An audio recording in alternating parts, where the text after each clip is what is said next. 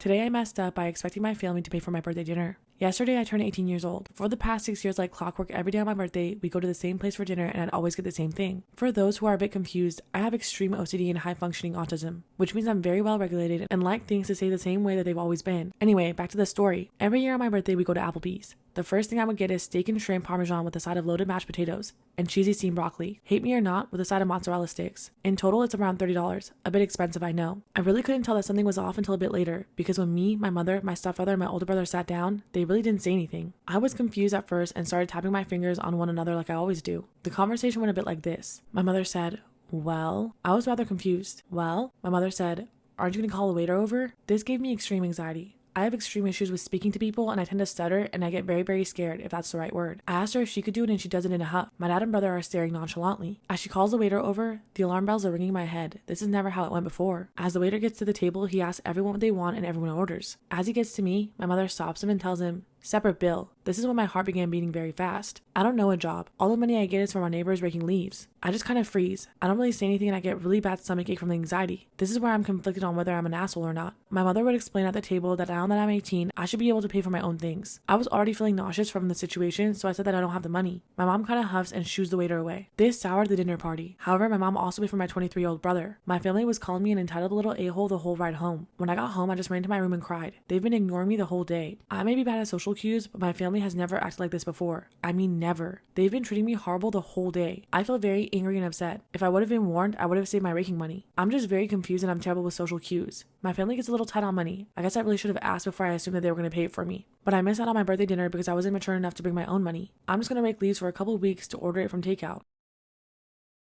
I'm 29 female. When I was about 10, my mom married my stepfather. I have an older brother, Luke, who was 15. My stepfather had Amy and Ada, who were 12 and 11. We didn't come from a privileged background. My mom was a minimum wage worker and my dad was absent. Our stepfather had a very good income. Their deal was that they wouldn't combine finances and they would each contribute equally to the household, and then each takes care of their children with their spare money. So my mom never had anything for us, and my stepfather was spending big on his kids. This included holidays, which Luke and I were excluded from. Stepfather would pay for mom, but not us. Luke and I also shared a room, even though Amy and Ada had their own rooms and we had the guest room, because stepfather insisted that he was paying more towards the house, so my mom's share would only get her one room for the kids. Luke and I were constantly teased for this situation by the three of them as we grew up. My mom said that we should always be thankful because if it wasn't for our stepfather, we would not be living in a nice home in a good neighborhood. Luke and I became determined to be able to take care of ourselves so that we wouldn't need to take nonsense from anyone. We have both done quite well with our careers and finances, and we are in a very good place. Since turning 18 and moving out, my relationship with the three of them has been very limited. I wouldn't call us friends, but we can exist peacefully if we are in the same place. I visited my mom recently and my stepfather mentioned that Amy wants to buy a house now that she's pregnant. He asked me if I'm able to help out a little bit with a deposit. The house is $500K and she needs $150K deposit. She has $100K so far, $25K on her own, $25 from her mom, and $50 from the stepfather. He was asking if Luke and I can help cover the extra $50K and he said that he'd pay us back as part of the inheritance eventually. I said no. He insisted that Luke and I both own our houses outright and with our incomes, so we should be able to help. I said whether I can or not is irrelevant.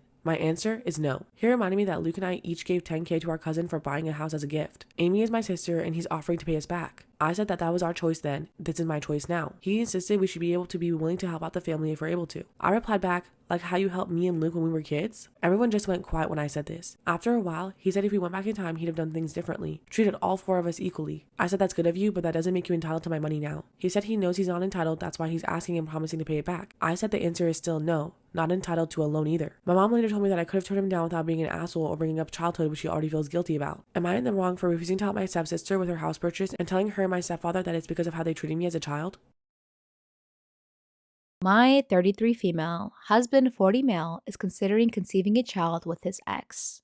I'll preface with the fact that therapy is an absolute given already, so I will be seeking that out, but in the meantime, I need some advice to just process what to even say to a therapist when the time comes. Okay, so the title needs explanation because it is complicated and nuanced emotional situation. Apologies in advance for rambling. I'm still trying to make sense of the entire situation while grieving and just trying to get the pertinent details out for advice. My husband and I have been happily married for 3 years now. My husband has a son from a previous relationship before we got together. I have been in my stepson's life since he was 2 years old. He turned 6 years old this year and got along very well. My stepson's bio mom and I have never been friends in any capacity, but we've always been cordial and respectful on the rare times we interacted and never had any issues with one another. My husband and biomom are similarly cordial and respectful and communicative around their son's needs, but not really friends beyond that. We pretty much adhered to a parallel parenting style and it worked fine. 4 weeks ago, my stepson tragically and very suddenly died from an infection. It has been just absolutely devastating for everyone. Biomom is especially just wrecked. Her son was literally her entire life and purpose as a stay-at-home single mom. My grief cannot compare to the level I know she feels, and I do have compassion for that. My husband is, of course, exceptionally distraught. I've been doing my best to be understanding in how they both need to grieve as parents. Don't like where this is going.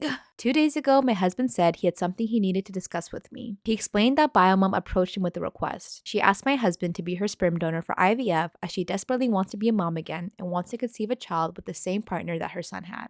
He basically made it clear it is something he is willing, even wanting to do, but he needs to understand how I feel about it. Well, I don't know how exactly to communicate what I feel about it to this point, but the feelings are not good ones. I told him I needed some time to process this. My husband and I have been trying to have a child of our own for the past few months, so this is even more personally difficult for me to take in. I think I already know that I am not okay with my husband having another child with his ex, but I am thinking of suggesting we offer her financial support to seek out alternative fertility options that do not involve my husband's sperm, and quite honestly do not involve 18 years of co-parenting. I'm actually not even sure what Biomom and my husband are thinking regarding that in this scenario. Additionally, Biomom is 41 years old, so there is a high possibility this whole situation would be a lot of money and time spent without any results. I feel disrespected and angry, but I also understand it's not really just about me here, and that both of them are struggling to cope with this unimaginable grief. I would just appreciate some level of advice from people outside the situation, specifically advice on how I should convey that I'm not on board with this without making it a point of contention. Whoa. Am I the asshole for canceling dinner and going home over something my boyfriend's dog did? I'll preface this by saying that I, 25 female, have been seeing Michael, 31 male, for a while now. He's a really funny, a bit too sarcastic though, guy, and we pretty much get along well. We've been dating for 4 months. Michael likes the food I cook, and he wanted me to come to his house and cook him dinner, and also meet his dog for the first time. I only saw him in pictures/videos. He's overprotective of him. I grabbed all I needed from the store and went over to his house. All went well. I met his dog, then we sat down to talk. Suddenly, his dog started moving in a funny way. Michael was laughing while looking at me. I felt confused. I asked him what the dog was doing, and Michael said that the dog was telling him about me. I was like, okay. And then he flat out said that the dog thought I was ugly. This shocked me completely. I looked at Michael and asked if he was serious. He started explaining that this dog is like that with some people, and that I shouldn't get offended over an animal's behavior. I felt horrible because I, as a person who has always struggled with self-esteem and am no stranger to the word ugly, my issue wasn't the dog, but with what Michael said. It's like he was indirectly giving his opinion about my looks and using his dog as an excuse. Long story short, we had an argument and I ended up canceling dinner and going home. Michael called several times. Then when I picked up, he was lashing out the entire time, saying that I overreacted and that I cannot blame him and punish him for something his dog did. He advised me to get rid of the, quote, toxic sensitivity I have and deal with whatever insecurity I have as soon as possible, because what happened will set the tone for our relationship and eventually our marriage later. I did respond later, which caused another argument. My sister said I messed things up with my stupidity and that I should have laughed it off, but for some reason I wasn't able to. Did I overreact here? No, fucking run, dude. The way that he was gaslighting the shit out of her, like, Yeah, what the fuck is toxic sensitivity? That's a new one. deal with that insecurity, bitch. I know I called you ugly to your face, but like, deal with it. Deal with it, or else it's gonna affect our relationship. Bro, get the fuck out of here, dude. And she's over there making dinner. You know what's funny is dogs have no thoughts. Dogs don't think that person is ugly. Like, dogs don't do that. Yeah. Dogs hump everyone. Dogs think like ball, food, safety. Like, that's what dogs think about. Dogs aren't like, that person is the ugliest bitch I've ever seen in my life. It's different if he was like joking, because I've said that to my sister, like, oh, my cats don't like you because they think you're ugly. Yeah. But it seems like he was being serious. That would fucking piss me off. Yeah. People who are dating and Sure. like Newly to a dating, relationship yeah. with each other. Like, Yeah. I swear to God, if Billy ever jokingly called me ugly, Done. you know what I mean? When we were first dating, Yeah, first 4 4 months. months. Yeah. 4 months That's in. rough right fuck there, that, too. dude. He's like, oh, haha. Sounds like you want to fuck your dog. Like, why are you so like, oh, he does that sometimes. Ugly bitches, am I right? It sounds like he was trying to neg you and it didn't work. Then he gaslights you Yeah. after that. He's like, Then it's your fault. Yeah. yeah, you're so insecure. Like, why are you so insecure? Because my dog thinks you're a fucking ugly bitch. Like, that's what it sounds like. And he's still doubling down. Yeah. In the second phone call with her, he's like, why are you blaming me for something my dog did? I can't control my he goes, dog. here he is. You take it up with him. It's on FaceTime and it's just Yeah. a dog. And he goes, see? He's still doing And it. the dog's he's licking his pee-pee and Yeah. he's like, see? He still thinks you're ugly. That's on him. Why are you mad at me? Am I the asshole for calling my wife every morning? My son is a 20-month-old toddler and my wife is a stay-at-home mom. I work 6 days a week and I'm usually gone for 12 hours a day. I always check in on my son remotely via our nursery cam app and he's always awake at 8 in the morning. He has a great sleep routine as our wind down time starts at the same time every evening. And I'm usually able to check the camera at 9 or 10 in the morning. Every time I look though, he's awake in the dark and standing in the crib just waiting. I immediately turn on the brightest nightlight the camera has and speak to him through the camera. Then I call my wife to get her to get up and it usually takes 3 to 4 times. Am I the asshole for calling my wife every morning?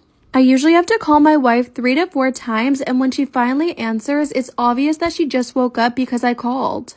I tell her that our son is awake waiting for her and that she needs to get up to start their day. This morning while on the phone, I asked her if she was going to get him after using the bathroom and she said no. She was going to the kitchen to prepare their breakfast and then she'd get him. I asked her to get him after the bathroom so he could go to the kitchen with her and she flipped out. She told me it pisses her off that I call every morning to tell her how to be a mom and she has a routine. I said your routine sucks because he's been awake for an hour and you'd still be sleeping if I didn't call.